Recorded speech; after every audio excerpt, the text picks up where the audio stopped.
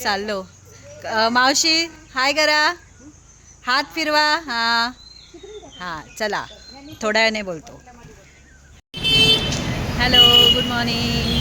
कसे आहात सगळे? सकाळ सकाळ तुम्हाला वाटेल हे कुठे आहे, तर आम्ही चाललो माझ्या माहेरी. भरपूर शॉपिंग केली आहे, नाही म्हटलं तरी हे एवढं सगळं हगीज मेन म्हणजे.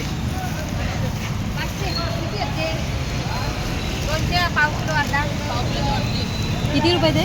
500. किती? 100. ओले भाजीचे काजू? हा, ओले काजू जाताना घे मग. 500 रुपये. कणकवलीचा बाजार फिरतोय आम्ही सकाळ सकाळ. आमची आत्याच्या हातात पण सामान बघा केवढं आहे.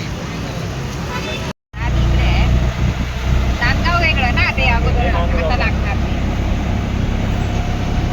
मामाच्या गावाला जाऊया. बोल.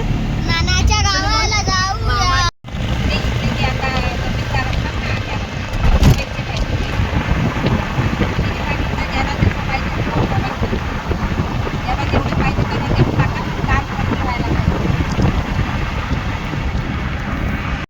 हॅलो, पोचली मी माझ्या आजीच्या घरी.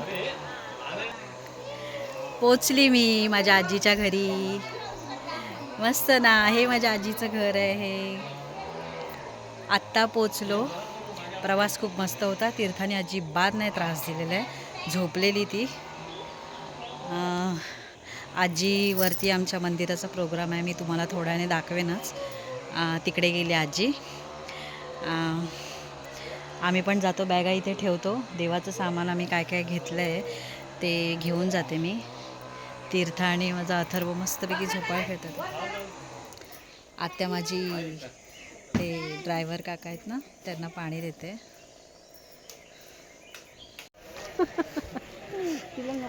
आम्ही आलो आमच्या ब्राह्मणाच्या मंदिरात. आई टोपी पडली बा. आई बा नाही, थांब इथे 2 मिनटं. किती मस्त ना. चल घाल तिला टोपी, घाल. चला. तर इथे मंदिरात आल्यावरती ना मस्त गरम गरम पोहे मिळाले. काकीने माझ्या दिले. काकी इथे आधीच आली होती ना, सकाळीच आली होती लवकर. ते खाल्ले आणि म्हटलं काहीतरी काम करायला हवं, थोडीशी सेवा म्हणून मग काम करायला घेत होते. पण मला कोण देत नव्हतं. म्हणाले मुलीला सांभाळ करू. म्हटलं नाही, काहीतरी दे, आम्ही करते. तर हा एवढा परत भरून मसाला होता तो घेतला थंड करायला जरा पंख्याखाली. त्याच्यानंतर इथे बघू शकता, मंदिर पूजेला सुरुवात करायच्या आधी इथे गारणं बोलत होते सगळे वाडीतले पुरुष मंडळी. आणि मंदिर पण खूप सुंदर बनवलं आहे ना.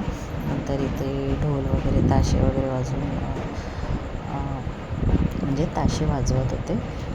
त्याच्यानंतर म्हणजे खरंच खूप सुंदर सजवलं आहे. मी लग्नाआधी लहानपणी आली होती तेव्हा म्हणजे काहीच नव्हतं इकडे, नुसतं झाड होतं. जे आहे ना देवाचं झाड तेच होतं, बाकी काहीच नव्हतं. आणि आता खूप सुंदर बनवलं आहे. मी ना फर्स्ट टाईम हे असं अटेंड करते लग्नानंतर माहेरी असा प्रोग्राम. नाहीतर घाईघाईत येते देवाला, म्हणजे ओटे वगैरे भरते, नारळ देतो आणि लगेच निघते. मी थांबत पण नाही जरा वेळ. त्यानंतर तो थंड झालेला मसाला घेतला वाटायला. खूप वेळ झाला, नाही म्हटलं तरी मला एक सव्वा तास झाला मसाला वाटेपर्यंत. एवढा मसाला होता, म्हणजे पूर्ण वाडीतल्या म्हणजे सगळेच भरपूर पब्लिक होती, भरपूर म्हणजे भरपूर. त्याच्यानंतर ही जी समोर दिसते ना, ही माझी काकी आहे, माझी सख्खी चुलत काकी. तिला प्रश्न पडला होता, हे मोबाईल का चालू आहे? तर मी म्हटलं नाही, व्लॉगिंग सुरू आहे म्हणून शूट करते. हा जो तुम्ही बघताय ना मसाला, एवढा फायनली माझा झाला वाटून. खरंच छान वाटलं, म्हणजे काहीतरी काम केल्यासारखं वाटलं. कसं सासरी कसं गावी जाऊन करतो तसंच थोडा फील आला. आणि काय नाही, तीर्था पण शांत होती, झोपेला आली होती. म्हणून हे सगळं आटपल्यावरती घरी गेली होती मी. जास्त वेळ नाही थांबलो. त्याच्यानंतर आलो.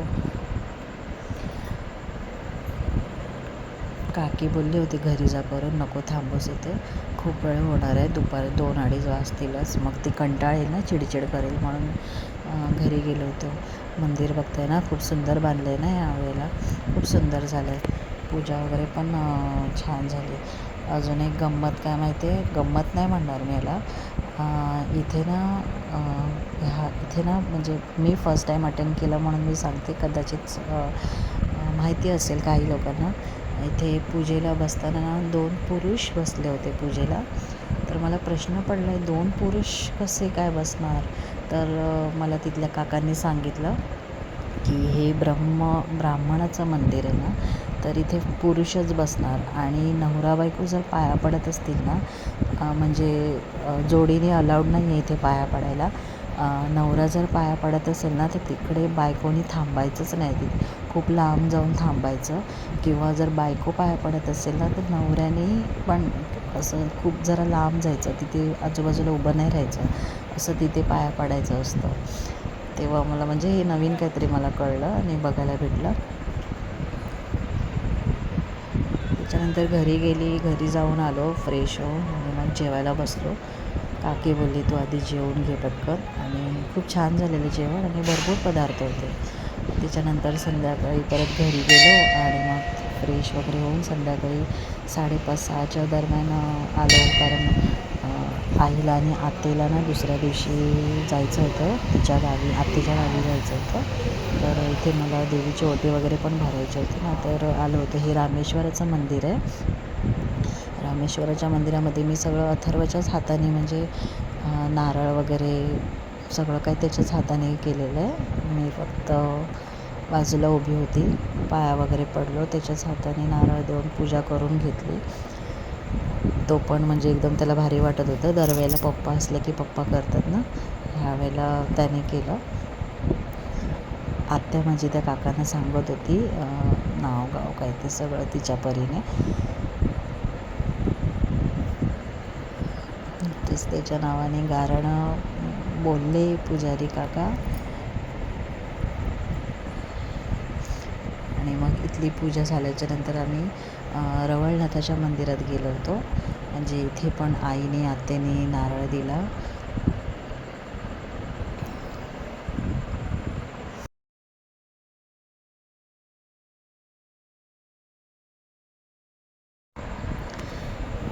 आणखीन एक बोलायचं होतं, इथे ना आजच घाईघाईने यायचं कारण असं की आई आत्या दोघीजणी दुसऱ्या दिवशी गावी निघणार होत्या आणि 2 दिवसांनी रामेश्वर मंदिरात म्हणजे ह्याच मंदिरामध्ये प्रोग्राम होता, म्हणजे वर्धापन दिन असतं ना ते होतं. तर त्या दिवशी म्हणजे अशी शांतपणे पूजा वगैरे करायला भेटली नसती, खूप घाईघाई झाली असती. ही माझी काकी आहे, म्हणून आजच्या दिवशीच ठरवलं होतं की आजच जाऊन येऊया मंदिरामध्ये, शांतपणे काहीतरी नारळ वगैरे देता येईल, बसता वगैरे येईल. आणि हे मंदिर हे रवळनाथाचं मंदिर आहे. इथे पण मी अथर्वच्याच हातून सगळी पूजा वगैरे करून घेतली. काकांना नावगाव सगळं सांगितलं, माहेर वगैरे सासर सगळं सांगून त्याच्या हातून नारळ दिला.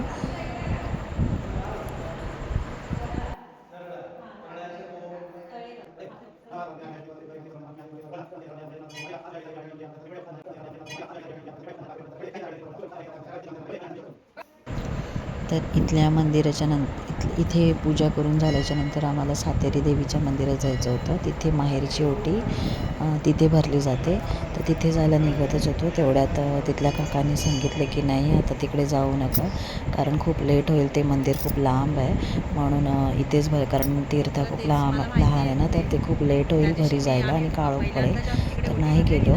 मग इथेच मी आईची ओटी भरली, आईला भरायची होती म्हणून. आणि थँक्यू, बाय बाय. आजचा व्लॉग इथेच एंड करते मी. व्हिडिओ आवडल्यास माझ्या व्हिडिओला लाईक शेअर कमेंट करा.